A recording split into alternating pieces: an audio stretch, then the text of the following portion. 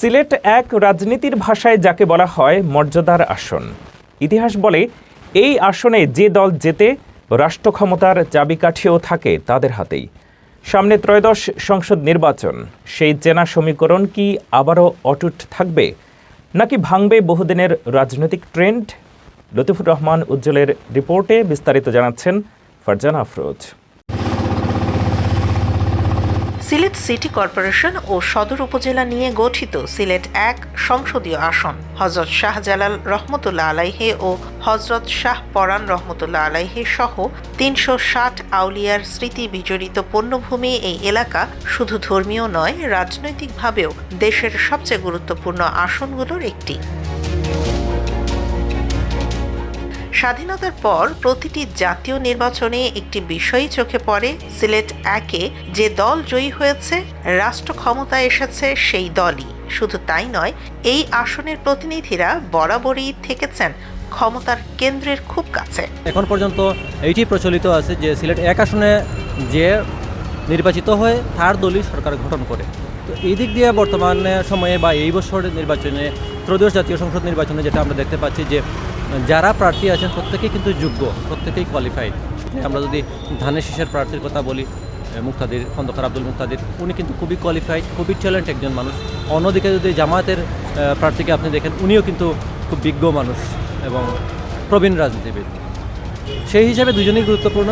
দুইজনের মধ্যে জনগণ যাকে নির্বাচিত করবে তিনি পাশ করবেন এবং আমাদের বিশ্বাস যেটা যে পাশ করবে এই আসনে সেই দলই সরকার গঠন করবে। ১৯৯১ সালের নির্বাচনে সিলেট অঞ্চলের ১৯টি আসনের মধ্যে একমাত্র সিলেট এক থেকেই বিএনপির প্রার্থী খন্দকার আব্দুল মালিক জয়ী হন। বিএনপি তখন সরকার গঠন করে।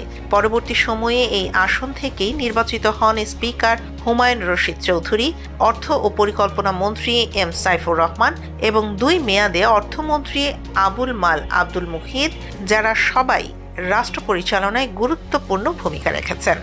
জনাব খন্দকার আব্দুল মুক্তাদির ভাই, তিনার সম্বন্ধে আমি আর কি বলবো। তিনাকে আমার কাছ থেকে দেখার সুযোগ হয়েছে। তিনার মতো একজন অভিজ্ঞ রাজনীতিবিদ, দূরদর্শী, পারদর্শী, একজন অমায়িক, অতি ভদ্র মানুষ আসলে আমাদের সিলেটের মধ্যে আমরা পেয়েছি। আমরা খুবই গর্বিত এবং সৌভাগ্যবান। যদি সিলেটের জনগণ 12 তারিখ ধানের শীষে ভোট দিয়ে তিনাকে জয়যুক্ত করে, ইনশাআল্লাহ আমরা জনাব তারেক রহমানকে আমরা সিলেট এক আসনকে আমরা উপহার হিসাবে দিতে পারবো। ২০১৮ সালে আওয়ামী লীগ সরকার গঠন করলে সিলেট এক থেকে নির্বাচিত ডক্টর এ.কে আব্দুল মোমেন দায়িত্ব নেন পররাষ্ট্রমন্ত্রীর। ২০২৪ সালের দ্বাদশ সংসদ নির্বাচনেও এই আসনে জয় পান তিনি।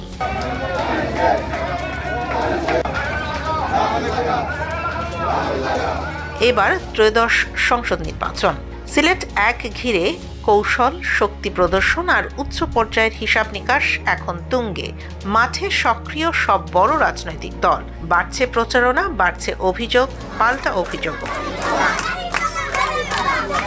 জামায়াতের প্রার্থী প্রশাসনের পক্ষপাতমূলক আচরণ এবং বিএনপির নেতাকর্মীদের বিরুদ্ধে ভোটারদের ভয়ভীতি প্রদর্শনের অভিযোগ তুলেছেন।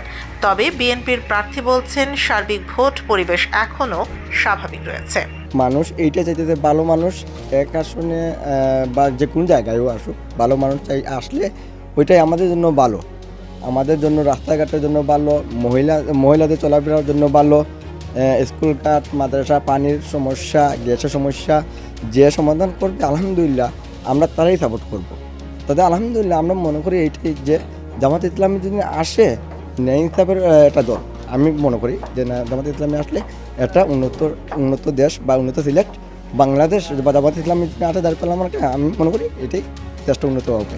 রাজনৈতিক পর্যবেক্ষকদের মতে সিলেট এক কেবল একটি সংসদীয় আসন নয়, এটি বড় দলগুলোর কৌশল নির্ধারণের কেন্দ্র।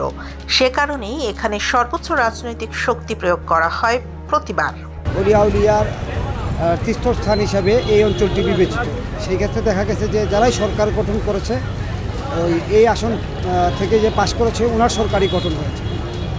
এখন আমরা যদি পারিপার্শ্বিকতা চিন্তা করে দেখেন, জনমতে দেখেন, ধানের শীষ অন্যান্য প্রার্থীর চাইতে আলাদা। এটা প্রশ্ন করতে পারেন আপনার কেন আলাদা? ভালো থেকে তুমি আলোর পথে, মিলেমিশে জনস্রোতে, লিখতেই হবে কাব্য কথা, বোঝাতেই হবে সকল ব্যথা, ফিরাতেই হবে গণতান্ত্রিক অধিকার। এই কারণে গণতন্ত্র রক্ষার দীর্ঘ আন্দোলনে বিএনপি রাজপথে ছিল।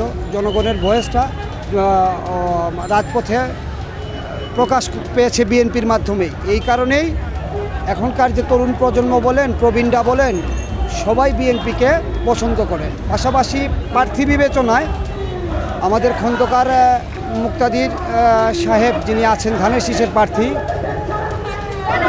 যিনি প্রার্থী হিসাবে আছেন, উনি অত্যন্ত মেধাবী, সৎ এবং সজ্জন ব্যক্তি। এখন সবার চোখ একটাই প্রশ্নে, সিলেট 1 কি আবারও ক্ষমতার ধারাবাহিকতার সঙ্গেই থাকবে, নাকি ভেঙে দেবে দীর্ঘদিনের সে রাজনৈতিক ট্রেন্ড? উত্তর মিলবে ভোটের দিন।